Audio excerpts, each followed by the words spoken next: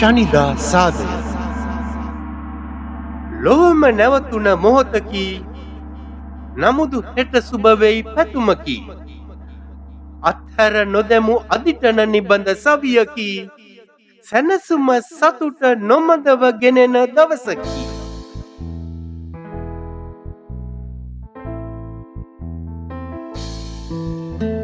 ශනිදා සාදය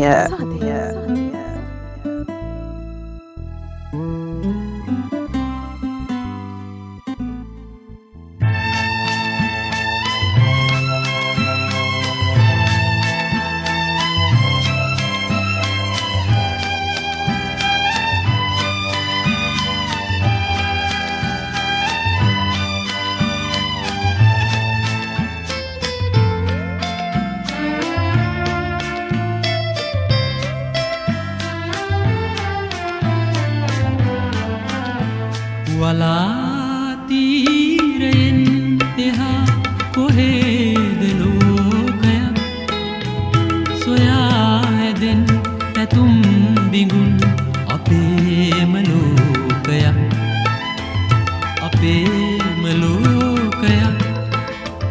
වලාතීරයෙන් එහා කොහේද ලෝකයක් සොයා ඇදෙන් පැතුම් දිගුන් අපේම ලෝකයක්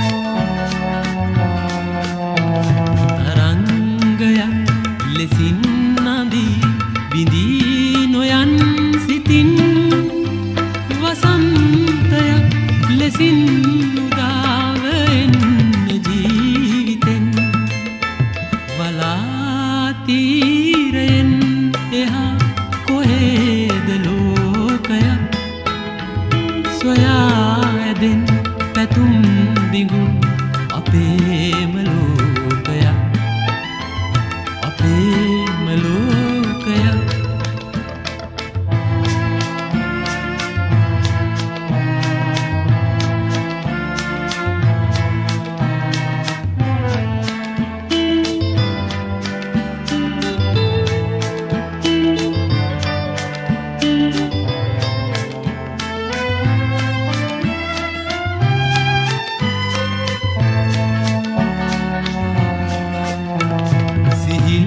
සහන් සුසුම් සරින් පවන් රොදක් ලෙසින් නැවුම් පැතුම් අරන් වඩින්න පෙම් යන් දොරින් වලාතීරයෙන් එහා කොහේද ලෝකයක් සොයා ඇදෙන් පැතුම් බිඟුන් අපේම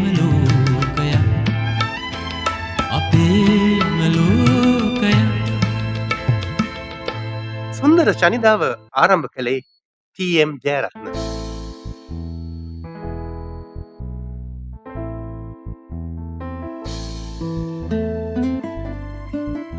ආයම කොවිඩ් කාලය ඇවිත්. කොවිඩ් කාලේ නිසා විවිධ කතා අහන්නට ලැබෙනවා. හැමදාම වගේ වැඩසටහන ආරම්භ කරන්නට කවිය ලියා එවන ජගත් වෙත්තසිංහ අද ලියා එවා තිබුණේ මේ වගේ කවියක්. අවධානයට හැම අවදානම දුරය රැකවරණයකි ඇතිවන නිසි පරතරය විඳ ලොක්ඩවුන් ඇතිකොට ඇති කරදරය අපි පුබුදුවමු යළි මෙල්බන් පුරවරය. හොඳ පැතුමක්. මොන ප්‍රශ්නයක් ආවත් ජීවිතය දෙස සුබදායීව බලන්නට අපි උත්සාහ කරන්නට ඕනේ. ඒකම මේ ජීවිතයේ අපට හමුවන සුන්දර තැන් විඳගන්නටත් උත්සාහ කරන්නට ඕනේ. මං කැමති මේ කොවිඩ් අතරේ අහන්නට ලැබුණු අපූර්ව කතාවක් ඔබ සමග බෙදා ගන්නට. මේක සිද්ධ වෙන්නේ ඉන්දියාවේ. ඔබ දන්නවා ඉන්දියාව අති දැවන්ත කෝවිඩ් ව්‍යසනයකට මුහුණ දුන්නා. මුහුණ දෙමින් සිටිනවා. මේ වෙලාවේදී ඉන්දියාවේ දැවන්ත සල්ලිකාරයන්, දැවන්ත ධනවතුන් මේ වෙනුවෙන් රජයට උපකාර කරනවා. ඉන්දියන් රුපියල් මිලියන ගණන්, ඉන්දියන් රුපියල් කෝටි ගණන් මුදල් ඔවුන් පරිත්‍යාග කරනවා. රෝගීන්ට අවශ්‍ය උපකරණ මිලට ගන්නට, රෝගීන්ට අවශ්‍ය පහසුකම් සපයන්නට මේ මුදල් යෙදවෙනවා. ඒ අතරේ විවිධ කණ්ඩායම් එකතු වෙලා කරදරයට පත් වෙලා ඉන්න ජනතාවට උපකාර කරනවා. මේ එක කණ්ඩායමක් කරදරයට පත් වෙලා ඉන්න ජනතාව සොයාගෙන ගිහිල්ලා කෑම බෙදනවා. ඔවුන් කෑම බෙදමින් යද්දී ඔවුන් ළඟට වයස්ගත කාන්තාවක් එනවා. ඇගේ නම කමලම්මා. කමලම්මා මෙහෙම කියනවා. දරුවනේ, උඹලා මහන්සි වෙලා අසරණ මිනිසුන්ට උපකාර කරන හැටි, කෑම බෙදන හැටි මම බලන් හිටියා. මටත් ඕනේ මට පුළුවන් හැටියට උඹලට උපකාරයක් කරන්න. මට පෙන්ෂන් එකක් හම්බ වෙනවා රුපියල් 600ක. මං කැමති ඒකෙන් 500ක් උඹලට දෙන්න. ඇය රුපියල් 500ක් තරුණයන්ට දෙනවා. තරුණයන් ප්‍රතික්ෂේප කරනවා. ඇය බලෙන්ම රුපියල් 500 තරුණයන්ට දෙනවා. මේක ගන්නම ඕනේ. නැත්තම් මගේ හිතට හරි නෑ. ඇය කියනවා. ඇගේ ආදායම රුපියල් 600යි. ඒ රුපියල් 600න් රුපියල් 500ක් ඇය දෙනවා. කෝටිපතියෙක්ගේ ආදායම කෝටි ගණනක්. ඒ කෝටිපතිය පරිත්‍යාග කරන්නේ රුපියල් මිලියනයක් වෙන්නට පුළුවන්. මිලියන 2ක් වෙන්නට පුළුවන්. ඒ ප්‍රතිශතය ගත්තොත් ඒ මිලියන 2 3 නැත්නම් ඒ මිලියන 10 ඒ කෝටිපතියගේ ආදායමෙන් බොහොම සුළු ප්‍රතිශතයක්. ඒතර කමලම්මා කියන කාන්තාව ඇයට ලැබිච්ච රුපියල් 600න් 500ක්ම පරිත්‍යාග කරනවා. ප්‍රතිශතයක් වශයෙන් ගත්තාම අර සියලුම කෝටිපතියන් ඇයට පරාදයි. කෙනෙක් කරදරයට පත් වෙලා ඉන්නවා දැක්කම තමන්ගේ සාක්කුවේ තියෙන අන්තිම රුපියල් 10 පරිත්‍යාග කරන මිනිහට අපි ආදරෙයි. මොකද ඒ මනුස්සයා තමයි ලොකුම පරිත්‍යාගය කරන්නේ.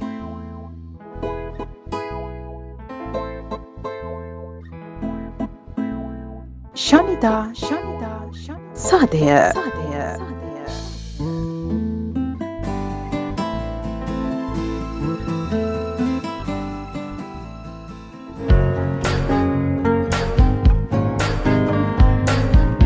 මේ ඇසි සැරිසර මහින්ද දිසානායක සිවුල්ගනේ සමගින්.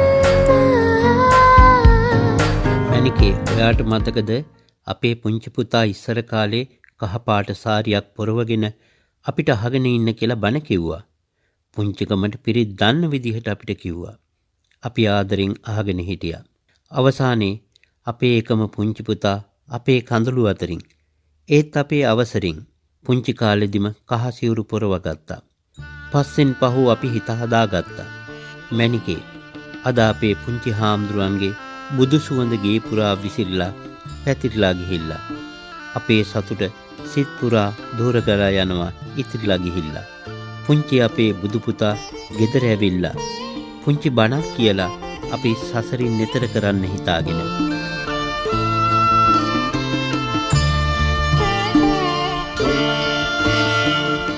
බුදු බණ කියන්නට පුතු ගෙදර ඇවිල්ලා, බුදු සුවඳ බුදු එළිය පැලපුරා ඉහිරිලා. බුදු පුතේ නුඹ දිනෙක බුදුවයන් කියාලා, නියත විවරණ දෙන්න යම් මැනිකේ නැගිටලා.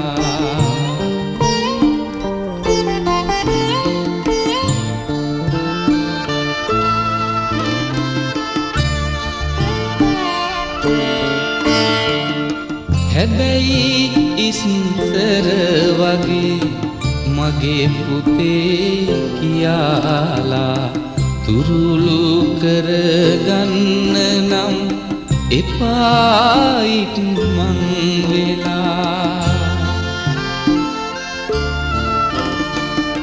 බත් කටක් කවන්නට හිත ගියත් ලං වෙලා එපාසිල් ඇවැත් වෙයි මවුසෙනෙහි සිහි වෙලා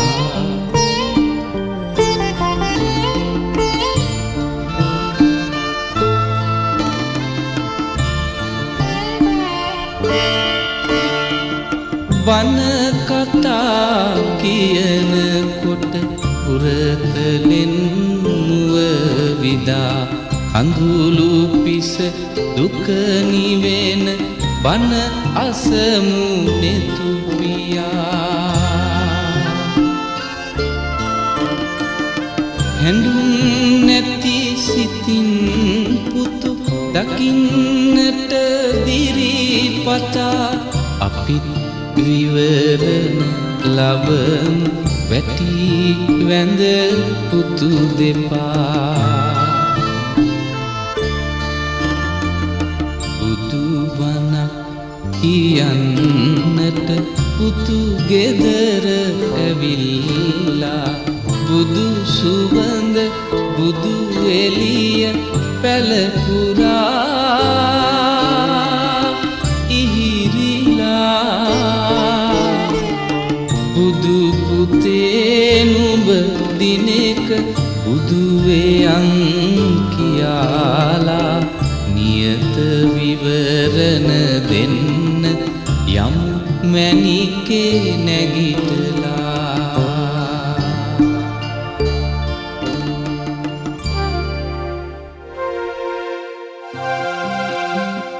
ශනිදා සාදය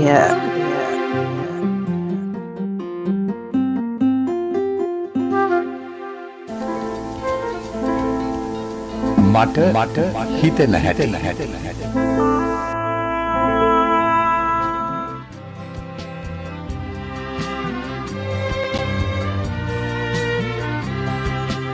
අලා ප්‍රතිබැන කෙලවට හංස පියාපත් අලමින් අලා ප්‍රතිබැන කෙලවට හංස පියාපත් සලමින් නුඹේ පායක් සඳකඩ පහන පායලා රහස්පති තාරකාව මුනුන් වේ සරත් නුඹ ගැබ ස්වර්ණමාලි මහසෑ අග කොත් පලන්දලා ස්වර්ණමාලි මහසෑ අග කොත් පලන්දලා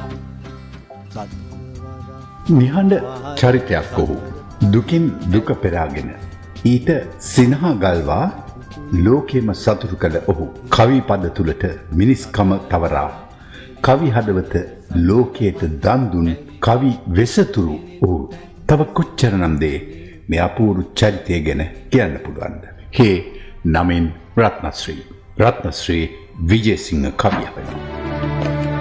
රැවට කළුවර යාවුනා සංසාර දුක ගෝනා නෙළු මල් නිත සිහිරුණා එහා සිවුරට පාවුනා සුදු නෙළුමකෝ සොරබොර ලැබේ මල් සුවඳ දුන් මහියංගනී මහ පොළොව මත පය තබාගෙන ජීවත් වන අපේ කාලයේ සැබෑ කලාකරුවෙක් රත්නශ්‍රී. ඔහු ගීතය වගේම ජ්‍යොතිෂ ශාස්ත්‍රය පිළිබඳවත් ප්‍රාමාණික දැනුම් ඇත්තෙක් බව සමහර විට බොහෝ දෙනා නොදන්නවා ඇති. වරක් රත්නශ්‍රී මෙන්න මෙහෙම කියනවා. මම පළමුවෙනි උපාධි පරීක්ෂණයට ලියන වෙලාවේ මගේම කවියක්. ඒකේ නම කඳුළු බිඳු දෙකේ කතන්දරය. ඔන්න ඔය කවිය විභාග ප්‍රශ්න පත්‍රයේ තිබුණා රසාස්වාදනය කරන්න කියලා. ඔහු සහජයෙන් ලැබපු කවිකම ගැන තව මොනවා කියන්න? කඳුළු උඩට තිරුවංගල් එළිය වැටීමෙන් උඹේ මුහුණ කියා ගන්න බැරි කවියකි දැන් ඊ සැලින ඔය දැතේ වලලු ඔය තරම් බරද කියාපන් කිල්ලි බරද කියාපන්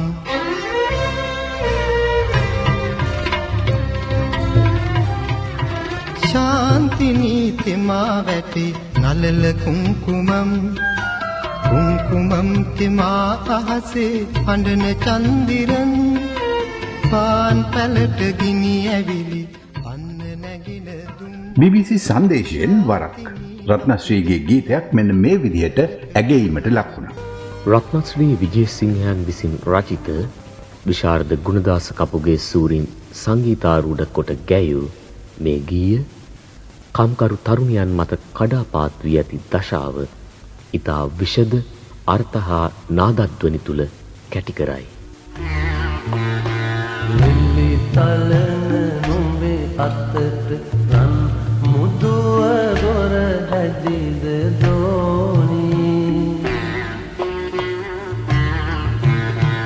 සෙනසුරුට පෙම් බඳින දෝනි රන් මුදුව යනු ලියක විවාහදී සිටින බවට සංකේතයකි. ලෙලිතලන මීලියට එය නොලැබේ. කවුරු නම් ඇය විවාහ කරගනිද්ද? පිරිමින් විවාහ වන්නේ ධන ධාන්‍ය වස්තු භෝග සහිත ලියන් සොයාගෙන නොවේ. ඇයට ඒ කිසිවක් නැත. සෙනසුරු අපලය තිබෙන තාක් කල් විවාහාදී කිසිවක් හරි නොයයි යන චිරාගත විශ්වාසය කැඳවන කවියා ගීයේ කතකයා ඇගේ මේ අවිවාහක දශාව ඊට පවරණසයක් නිරූපණය කරයි. එහෙත් මෙහි ධ්වනිතාර්ථය නම් ඇය පැල්පතටම නාකි වෙමින් නිශ්්‍රීකව කල්ගෙවන බවය. මුළුරන් කෙන්දි අතුල යහනේ ප්‍රේමයේ ඇට සැකිලි සැතපේ මනමාලකම් කරන නිවට දුප්පත් කුමරු ඉන්න බැහැලා වගේ දෙපැලේ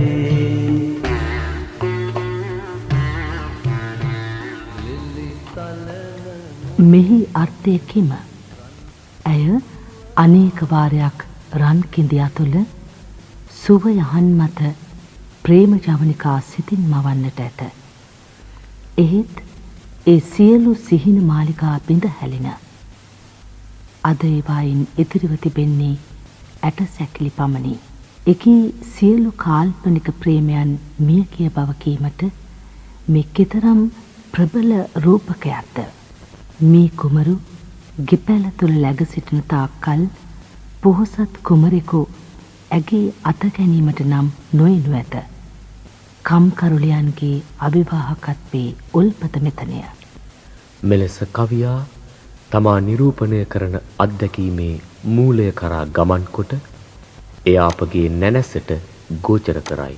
රත්නශ්‍රී විජේසිංහන්ගේ ගෙදර නිදන කාමරේ ඔහු නිදාගන්න ඇඳ ළඟ තියෙන්නේ විශාල ප්‍රමාණී ඡායාරූපයක්. ඒ ඔහුගේ ප්‍රාණසම මිතුරා කලන මිතුරා ගුණදාස කපුගේ. හොඳයි එහෙමනම් කපුගේගේම ගීතයක් රත්නශ්‍රී විජේසිංහයන්ගේ සොඳුරු නිර්මාණ කාර්යයට උපකාර කර පුදුමයි.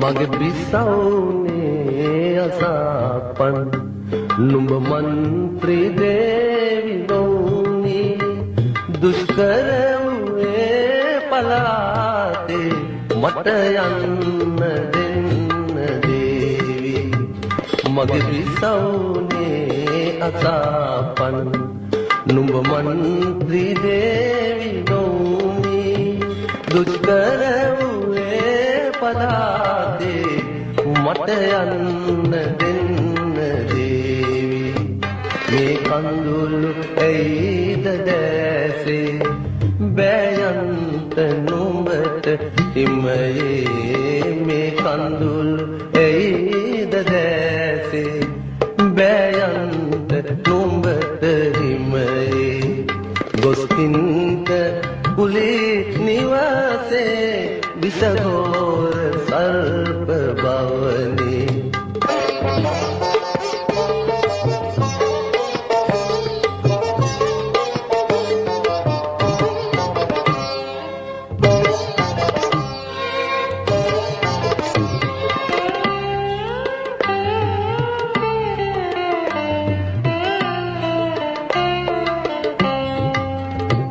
නුඹ චන්ද්‍ර මණ්ඩල වෙන්නේ සාපැටව එහි නිදන්නේ නුඹ චන්ද්‍ර මණ්ඩල වෙන්නේ සාපැටව එහි නිදන්නේ ආමතේ නොලා දරුවෝ නවතින්න බිසව නගරේ නුඹ නොදී එතෙර රටට දරුණොදී වල් කමතා නුඹ නොදී එතෙර රටට දරුණොදී වල් කමතා දිවි පුදා තොප රකින්නම් නොපුරා එගෙත් පෙරුම්දම්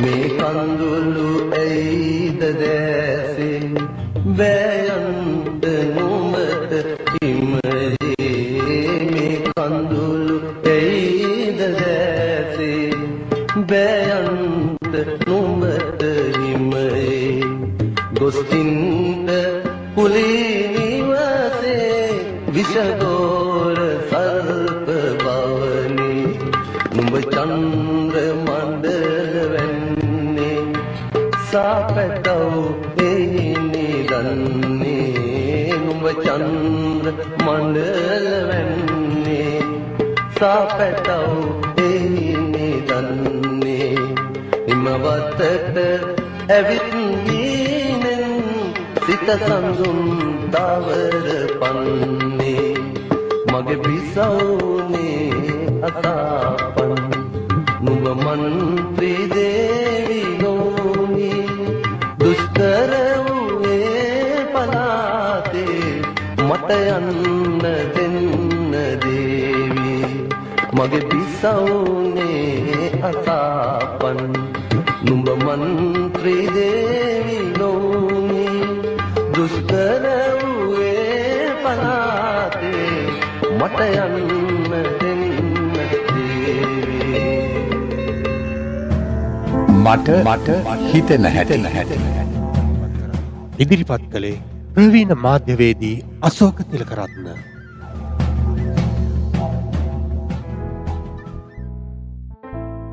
රත්නශ්‍රී විජේසිංහ කවියාගේ උපන් දිනය මේ සතියට යෙදී තිබුණා. ඒ නිසා අශෝක තිලකරත්න මහත්මයා ඉදිරිපත් කරපු වැඩසටහන කාලෝචිතයි කියලා අපට හිතෙනවා. කාලෙකින් අහන්නට නොලැබුණු ගීතයක් ඔබට ඉදිරිපත් කරන්නට අපි හිතුවා. ගීතය ගායනා කරන්නේ සරත් සෝමතිලක, ඩෝල්ටන් අලිස්ගේ පද රචන, ඩයමන්ඩ් පෙරේරාගේ සංගීතය.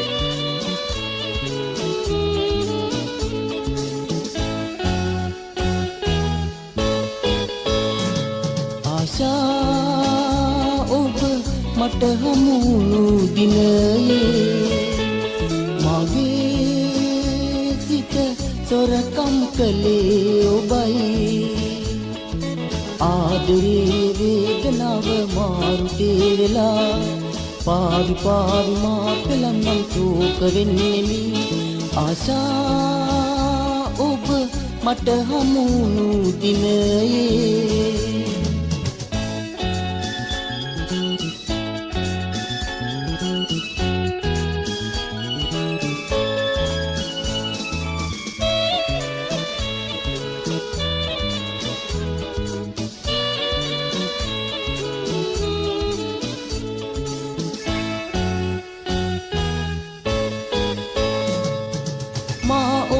මයයි කියල් කීවෙනම් සිනාසිලා ඒ බොරු වදන් නොබේ මට රටගෙනවා ඉතරිදවනවා ආදර වදන් නොබේ මා ඔබේ මයයි කියල් කීවෙනම් සිනාසිලා ඒ බොරු වදන් නොබේ මට රටහෙනවා ඉතරිදවනවා ආදර වදන් ඔබේ ආශා ඔබ මට හමුණු දිනයේ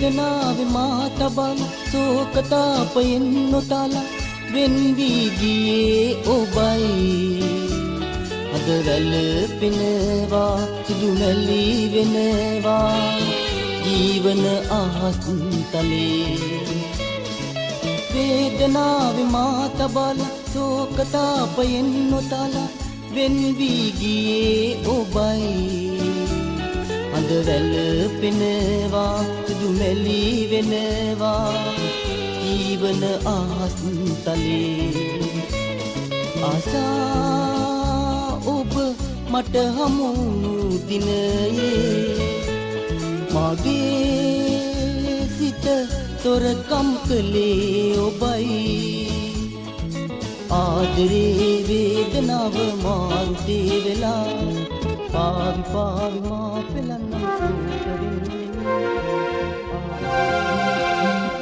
ශනිදා සාදය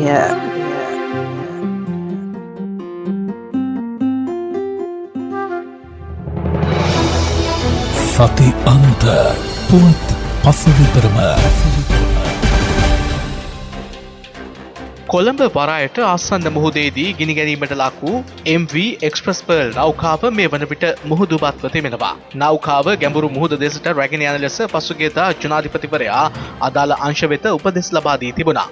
ඒත් නෞකාවේ පිටුපස කොටස මුහුද පතුලේ ගැටී ඇති නිසා එය ඇදගෙන යාමේ කටයුතු හදිසියේ නතර කර දැමීමටයි සිදු වුණේ. කෙසේ වෙතත් ජනාධිපතිවරයා සමග පැවති සාකච්ඡාවකදී නාවික හා පරිසර ඇතුළු ක්ෂේත්‍රවල නියෝජිතයන් පෙන්වා දී තිබුණේ ගිනිගැනීමට ලක් වූ නෞකාව මුහුදුබත් වීමේ අවධානමක් පවතින බවත් එසේ වුවහොත් සමුද්‍රීය පරිසරයට තවදුරටත් සිදුවිය හැකි හානිය අවම කිරීමක් ලෙස මෙලෙස නෞකාව ගැඹුරු මුහුදට රැගෙන යාම සුදුසු බවයි.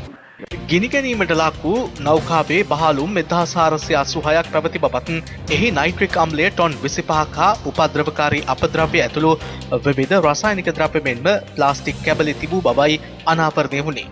කෙසේ වෙතත් මෙම නෞකාව ඩුබායි සිට සිංගප්පූරුව බලා යාත්‍රා කරමින් තිබූ අතර එය පසුගිය මාස 19 වෙනිදා කොළඹ වරාය ආසන්නයට පැමිණ තිබුණා. එම නෞකාවේ ඇති වූ රසායනික කාන්දුවක් හේතුවෙන් එය කටාරහි හමාඩි වරායටත් පසුව ඉන්දියාවේ හසිරා වරායටත් යාත්‍රා කර තිබුණා.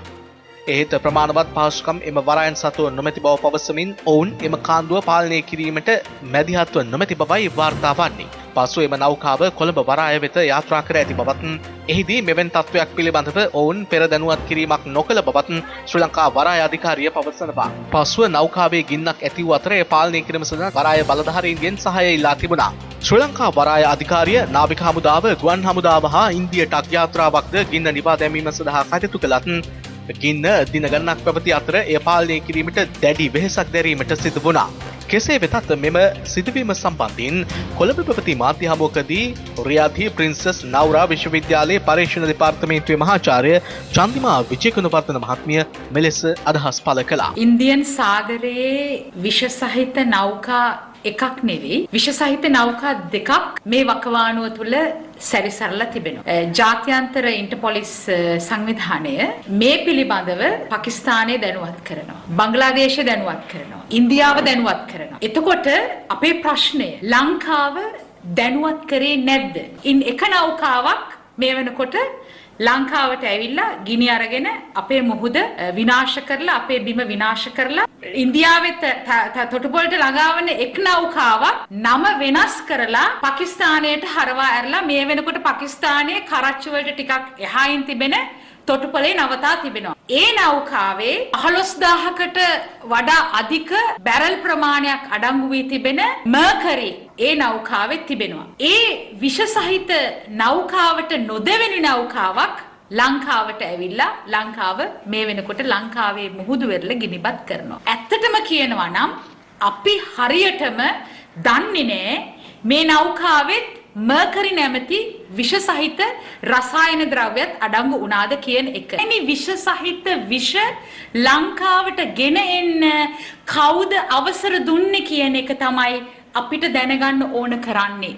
නෞකාවේ ගින්න හේතුවෙන් ශ්‍රී ලංකාවේ බටහිර වයඹදිග හා දකුණු වෙරළ තීරයන්ට විශාල හානියක් සිදු වේ ඇතැයි පරිසරවේදීන් පෙන්වා දෙනවා. සමුද්‍රීය පරිසර ආරක්ෂණ අධිකාරිය ප්‍රකාශ කළේ නෞකාවෙන් මුහුදට එක් වූ ප්ලාස්ටික් කැට හා විෂ රසායනික නිසා මෙම තත්ත්වය මතුව ඇති බවයි. කෙසේ වෙතත් මතුව ඇති පරිසර හානිය පිළිබඳව කරුණු පැහැදිලි කරන පරිසරවේදිනී ආචාර්ය අජන්තා පෙරේරා මහත්මිය.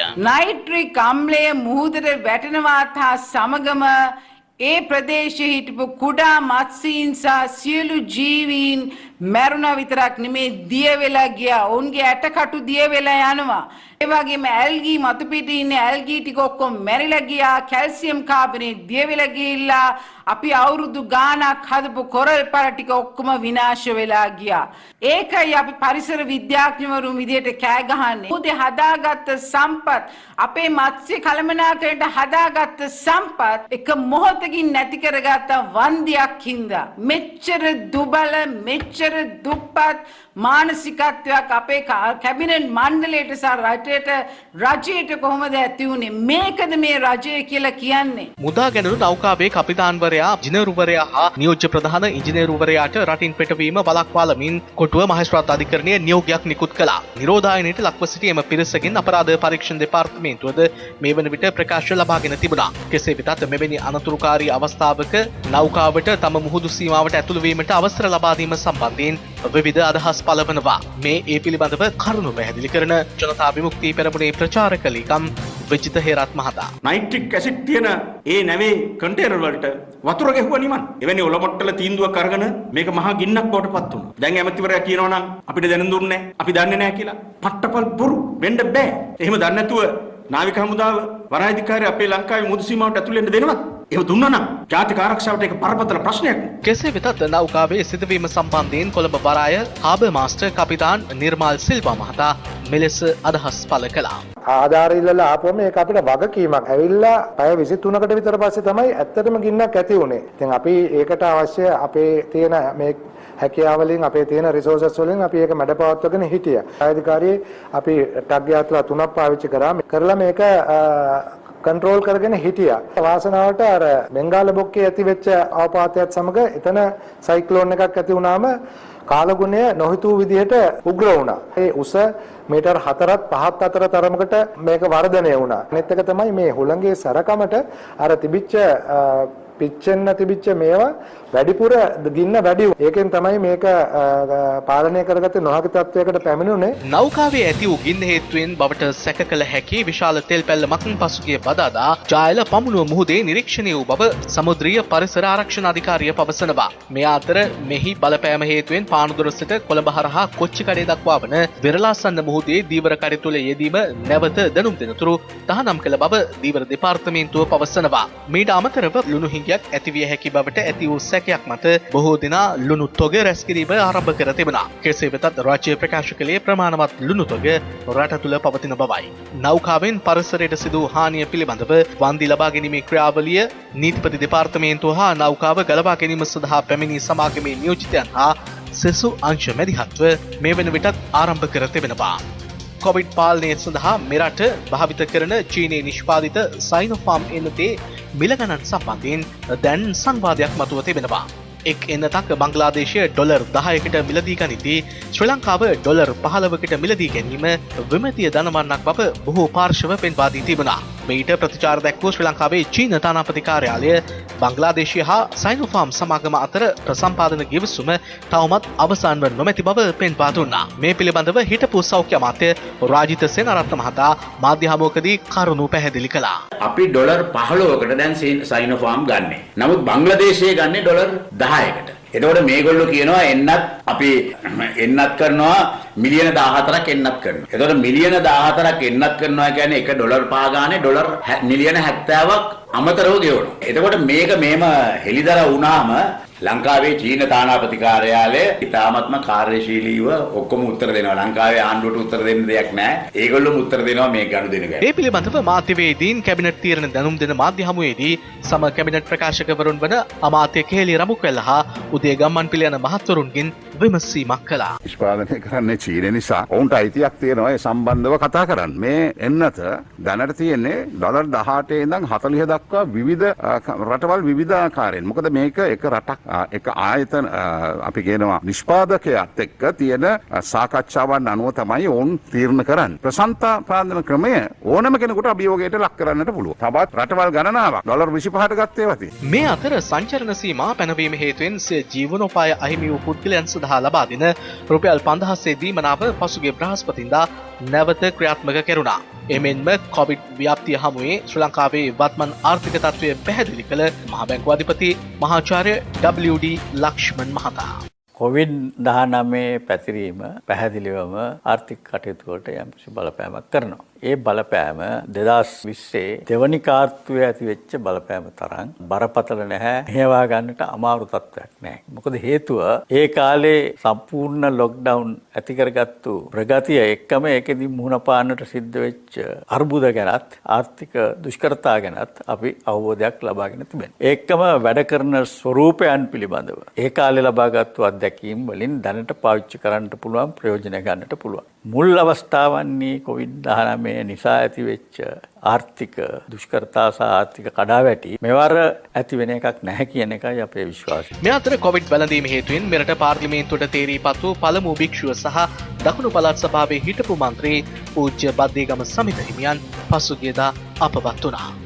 කොළඹ වරාය නගර ආර්ථික කොමිසම සඳහා සමාජිකයන් පසුගියදා පත් කෙරුණා.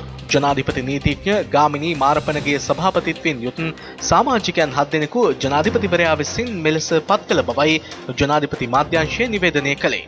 මහා භාණ්ඩාගාරයේ ලේකම් එස්.ආර්. ආටිගල, ජල සම්පාදන අමාත්‍යාංශයේ ලේකම් ආචාර්ය ප්‍රියත් බන්දු වික්‍රම, ශ්‍රී ලංකා ආයෝජන මණ්ඩලයේ හිටපු සභාපති සාලිය වික්‍රමසූරිය යන මහත්වරුන් මෙම සමාජිකයන් 7 දෙනාට ඇතුළත්.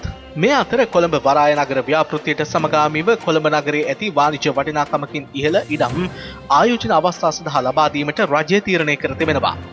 ඒ අනුව මහජන බැංකුවේ ප්‍රධාන කාර්යාලය, මහා තැපැල් කාර්යාලය හා පොලිස් මූලස්ථානය වෙනත් ස්ථානවල ස්ථාපිත කිරීමටයි සැලසුම් කර ඇත්තේ. මේ අතර කොළඹ DSA නායක විදුහලට අයත් බව පවසන ඉඩමක් නාගරික සංවර්ධන අධිකාරියට පවරාගෙන සංවර්ධනය කිරීමට ගෙන තිබූ තීරණය ඉවත් කරගත් බව නාගරික සංවර්ධන අධිකාරිය පවසනවා. පුරප්පාඩුව පවතින ජාතික ලැයිස්තු මන්ත්‍රී ධූරය සඳහා එක්සත් ජාතික පක්ෂ නායක හිටපු අග්‍රාමාත්‍ය රනිල් වික්‍රමසිංහ මහතා නම් කිරීමට පක්ෂ කෘත්‍යාධිකාරී මණ්ඩලය ඒකමතිකව තීරණය කර තිබෙනවා. ශ්‍රී ලංකාවේ විවාහ ලියාපදිංචි ගාස්තුව ඉහළ දමා තිබෙනවා. ඒ අනුව විවාහ සාමාන්‍ය ලියාපදිංචි කිරීමේ පනත යටතේ කිසියම් විවාහයක් රෙජිස්ට්‍රාර්වරයාගේ කාර්යාලයේදී හෝ වෙනත් යම් කාර්යාලයකදී විවාහ දැන්වීමක් ඇතුළත් කිරීම සඳහා මෙතෙක් පැවති රුපියල් 100ක මුදල රුපියල් 120ක් දක්වා ඉහළ දමා ඇති බවයි රෙජිස්ට්‍රාර් ජෙනරාල් කාර්යාලය සඳහන් කළේ. රෙජිස්ට්‍රාර්වරයාගේ කාර්යාලයේදී විවාහයක් ලියාපදිංචි කරන්නේ නම් රුපියල් 750ක් පැවති ගාස්තුව රුපියල් 900ක් දක්වා ඉහළ දමා තිබෙනවා. මීට අමතරව උඩරට විවාහ ලියාපදිංචි කිරීමේ ගාස්තුද ඉහළ දමා ඇති අතර මුස්ලිම් විවාහ හා දික්කසාද පනත යටතේ වන ගාස්තුද සංශෝධනය කර තිබෙනවා. එළඹෙන එංගලන්ත සංචාරයේදී පැවැත්වෙන 2020 තරඟ 3 සඳහා ශ්‍රී ලංකා ක්‍රිකට් කණ්ඩායමේ නායකයා වශයෙන් වත්මන් එක්දින නායක කුසල් ජනිත් පෙරේරා නම් කිරීමට තීරණය කර තිබෙනවා. මීට අමතරව එක්දින තරඟ 3ක් හා 2020 තරඟ 3කින් සමන්විත තරඟාවලිය ඉලක්ක කර ගනිමින් ක්‍රීඩකයන් 28 දෙනෙකුගෙන් සමන්විත මූලික පුහුණු සංචිතයක් නම් කෙරුණා. ඊට පසුගියදා අවසන් වූ බංග්ලාදේශීය තරඟාවලියට ඇතුළත් නොවූ ඇන්ජලෝ මැතිව්ස්, නුවන් ප්‍රදීප් හා අවිෂ්ක ප්‍රනාන්දු යන ක්‍රීඩකයන් ඇතුළත් කර තිබෙනවා. එහෙත් පෞද්ගලික හේතුවක් මත තමන් එංගලන්ත සංචාරයට එක් නොවන බව මැතිව්ස් දන්වා ඇති බවයි වාර්තා වන්නේ. ඉතින් මේ කරුණු තමයි ගෙවුණු සතියට අදාළව ඔබට වාර්තා කරන්නට තිබෙන්නේ. යලිත් ලබන සතියේ හමුවන බලාපොරොත්තුවෙන් අදට සමගන්නවා මම නිරෝධකාරීව සම් කොළඹ සිට. සති අන්ත පුවත් පසුවිතරම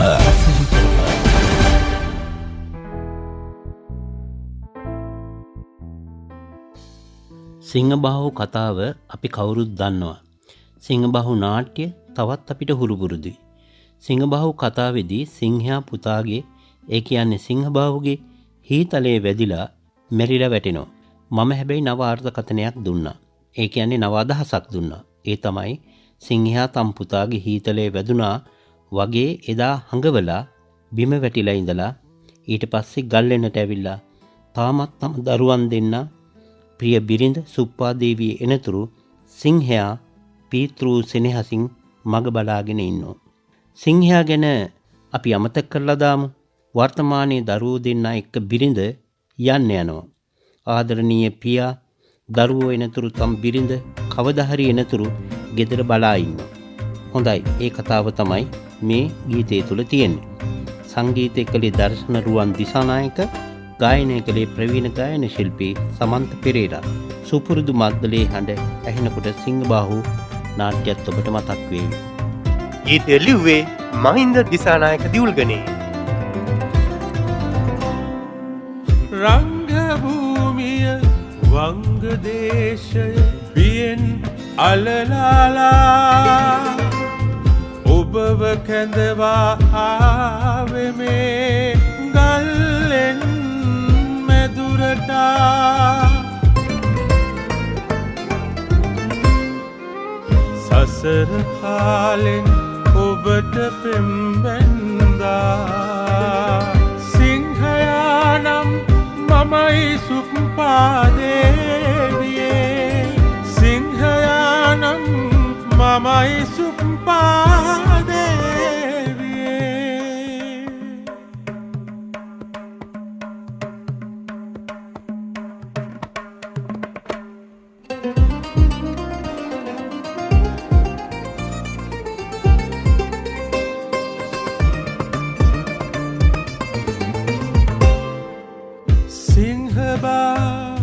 සිංහබාසීවලි සුරතල් මේ දරුවන් අපේ පනසේ කවාපවාදරින්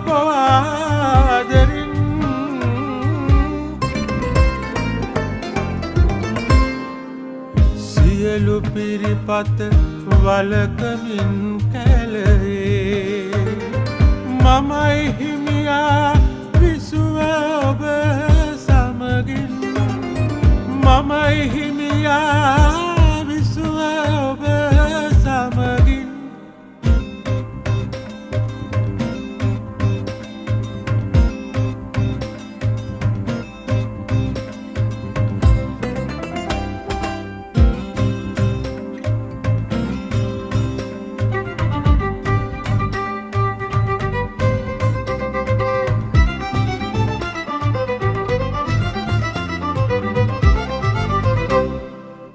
හැරගියා ඔබ රැගෙනමා පනවැනි දරුවන් සෙව්වේ ඔබ දෙදරු කර ගම්බින්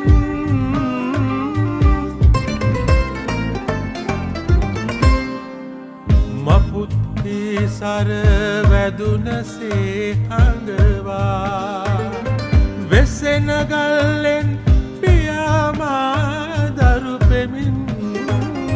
වෙසෙන ගල්ලෙන් පියාමා දරු පෙමින් රංගභූමිය වංගදේශය බියෙන් අලලාලා ඔබව කැඳවා ආවේ මේ ගල්ලෙන් මැදුරටා සසර කාලෙන් ඔබට පෙම්බැන්දා සිංහයානම් මමයි සුප්පාදේවියේ සිංහයානම් මමයි සුප්පාදේවියේ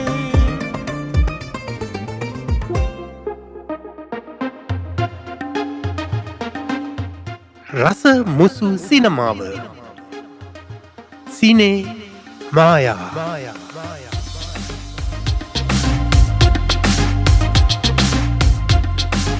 ඔබට ප්‍රශ්න කිහිපයක් ඉදිරිපත් කරමින්ම අද වැඩසටහන ආරම්භ කරන්න මා කල්පනා කරා. 1. 1958 දී තිරගත කළ සොහොයුරෝ චිත්‍රපටය ඒ භාස්කර් සමග සම අධ්‍යක්ෂණය කරමින් තම සිනමා ගමනය සනිටුහන් කළ එල්.එස්. රාමචන්ද්‍රන් මුලින්ම තනිවම අධ්‍යක්ෂණය කළ චිත්‍රපටය කුමක්ද? 2. 1956 දී තිරගත කළ ඩිංගිරි මැණිකා චිත්‍රපටය නිෂ්පාදනය කරමින් සිනමාවට පැවිසි SDS සෝමරත්න නිෂ්පාදනය කළ දෙවැනි චිත්‍රපටය කුමක්ද? 3. 1955 දී තිරගත කළ අශෝකා චිත්‍රපටයට සංගීත අධ්‍යක්ෂණය කරමින් එක් වූ PLA සෝමපාල 1956 දී තිරගත කළ ඩිංගිරි මැණිකා චිත්‍රපටය සංගීතවත් කළේ ප්‍රකට ඉන්දීය සංගීත අධ්‍යක්ෂකවරයෙකු SS වේදා සමග. PLA සෝමපාල සංගීතවත් කළ ඊළඟ චිත්‍රපටය කුමක්ද? 4. කරුණරත්න අබේසේකරයන් ගීපද ලියූ ප්‍රථම චිත්‍රපටය වුණේ 1957 දී තිරගත වුණු සූර්යයා චිත්‍රපටය. සරදම් ඔහු ගීපද ලියූ ඔහුගේ දෙවන චිත්‍රපටයයි. ගීපද රචනයෙන් ඔහු එක් වූ ඊළඟ චිත්‍රපටය කුමක්ද? 5. W.A. සිල්වා ෂූරින්ගේ කතා ඇසුරෙන් බොහෝ චිත්‍රපට නිර්මාණය වුණා. ඔහුගේ කෙටි කතාවක් ඇසුරෙන් නිෂ්පාදනය වුණු මුල්ම සිංහල චිත්‍රපටය කුමක්ද? ඒ තමයි අද ඔබට ඉදිරිපත් කරන ප්‍රශ්න 5. ප්‍රශ්න 5ටම පිළිතුර හැටියට දෙන්නට වෙන්නේ එකම එක චිත්‍රපටයක නමයි. මේ ගීත කොටස ඇහෙනකොට ඔබ දැනගනිවි පිළිතුරු කුමක්ද කියලා.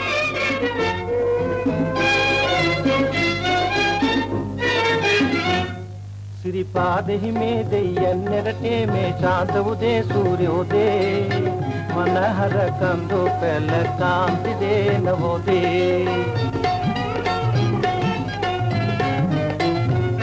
සිරිපාදෙහි මේ දෙයයන් රටේ මේ ශාන්ත උදේ සූර්යෝදේ දෙයයන් රටේ දෙයයන් රටේ අපේ සිංහල සිනමා වංශ කතාවේ 53 වෙනි චිත්‍රපටය.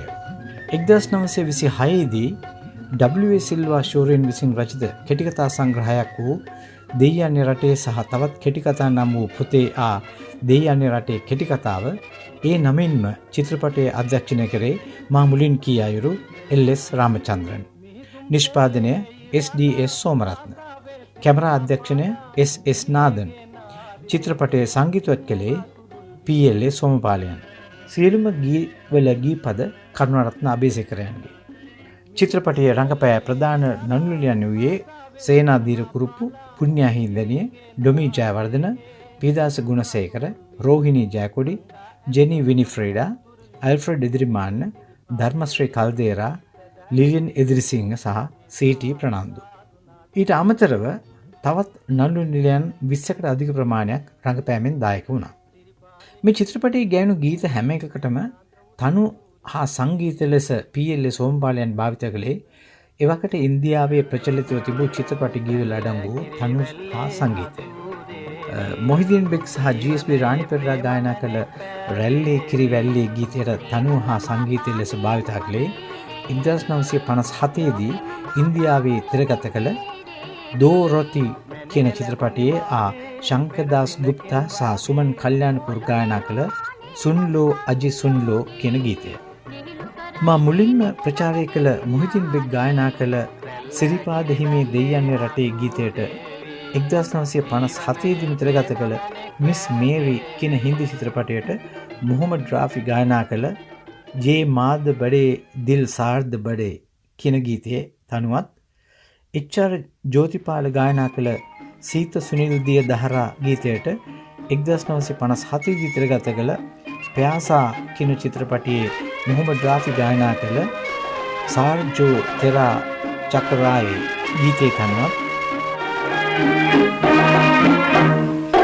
සීත සුනිල් දිය දහරා රාණී කඳුමලහරා තුරුලිය පිරිලා වනමල් පිපිලා සිත අනවයි ඇත නලවයි सर जो तेरा चकराए या दिल डूबा जाए आजा प्यारे पास हमारे काहे घबराए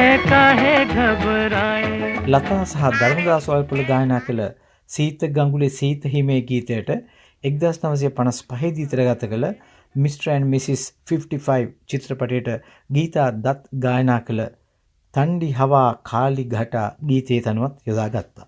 ඉන්ද්‍රාණි විජේබණ්ඩාර ගායනා කළ කුළුණු ගුණේ සුදන්න පෙමේ ගීතයට තනුව ලබා ගත්තේ 1956 දී ඉන්දියාවේ තිරගත කිරීම ආරම්භ කළ බාසාන්ත් බහාර් චිත්‍රපටයට මන්නා ඩේ ලතා මංගেশකර් සමග ගායනා කළ නයින් මිලේ චයින් කහේ ගීතය.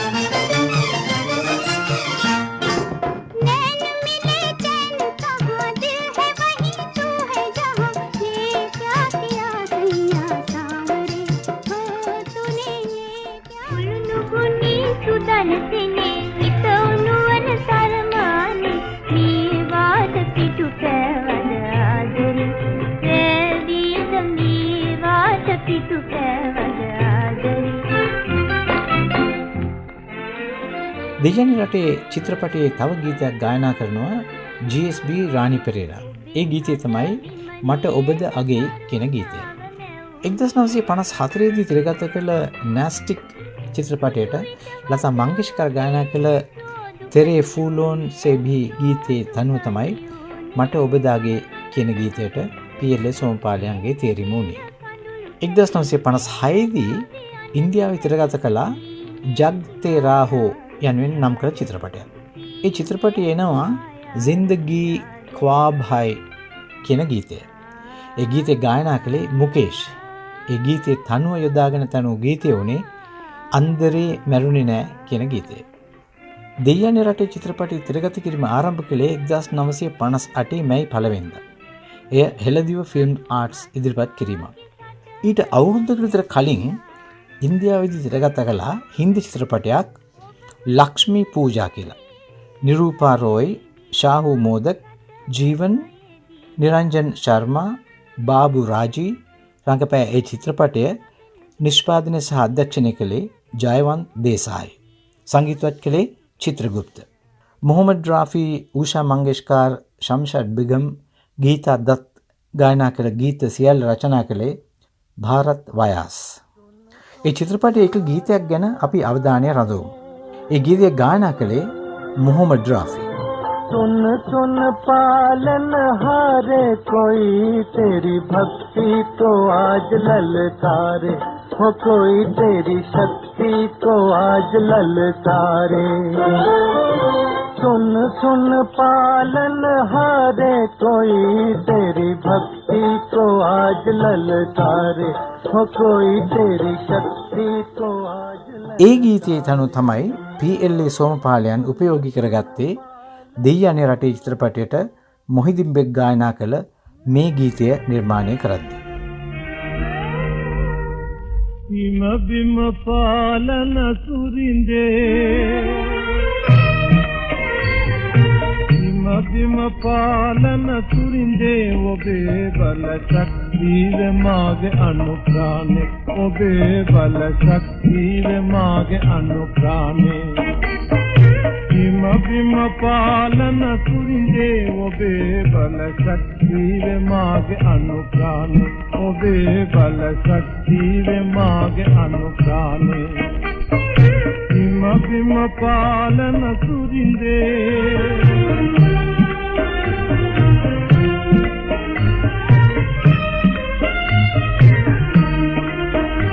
හද ප්‍රේම බැමී දිලා සිත පැරිල චංචල වීලා හද ප්‍රේම බැමී දිලා සිත පැරිල චංචල වීලා ආවේ වියෝවි ජීවේ එපාවි ඉන්නේ හිදාවි හද දාවි අගේ හඳ තාමදේ දෝකාරේ විශ්වාසය මට ඇගේ ප්‍රේමේ ඔබේ බල ශක්තිව මාගේ අනුග්‍රහණේ ඔබේ බල ශක්තිව මාගේ අනුග්‍රහණේ හිම බිම පාලන සුරින්දේ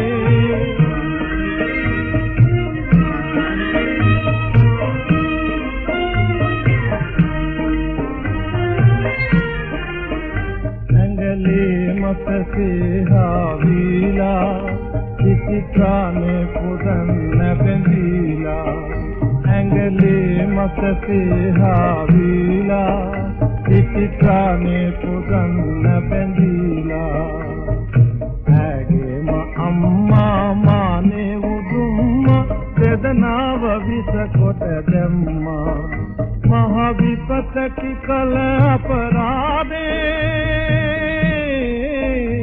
මතු මතුවේද මිනි වගේ ප්‍රේමේ ඔබේ බල ශක්තිව මාගේ අනුප්‍රාණේ ඔබේ බල ශක්තිව මාගේ අනුප්‍රාණේ හිම බිම පාලන සුරින්දේ ඔබේ බල ශක්තිව මාගේ අනුප්‍රාණේ ඔබේ බල ශක්තිව මාගේ අනුප්‍රාණේ හිම බිම පාලන සුරින්දේ හිම බිම පාලන සුරින්දේ.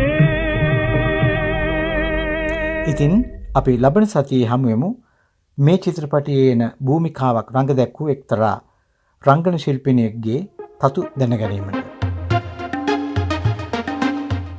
රස මුසු සිනමාව සිනේ මායා ඉදිරිපත් කළේ රෝහණ කරුණාරත්න.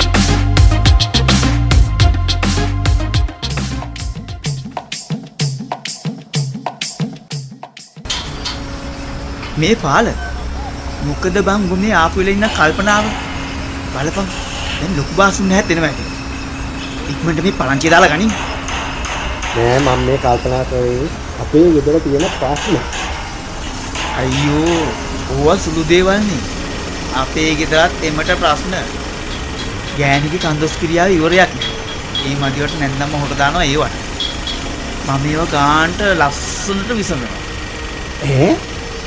ඒ කොහොමද? උඹට තව අමතර ආදායමක් එහෙම තියෙනවද? මම ඌව ගණන් ගන්න නෑ සත පහකට. උතර ගිය හැටිම නා ගන්න. ගහනවා පොඩි අලියා. ඊට පස්සේ හොඳට කාලා නිදා ගන්න.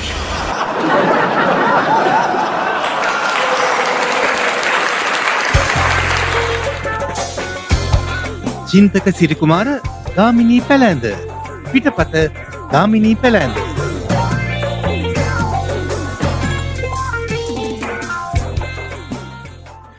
මානව සබඳතා පිළිබඳ කාරණයේදී මිනිස්සු අතින් වැරදි කීපයක්ම වෙනවා.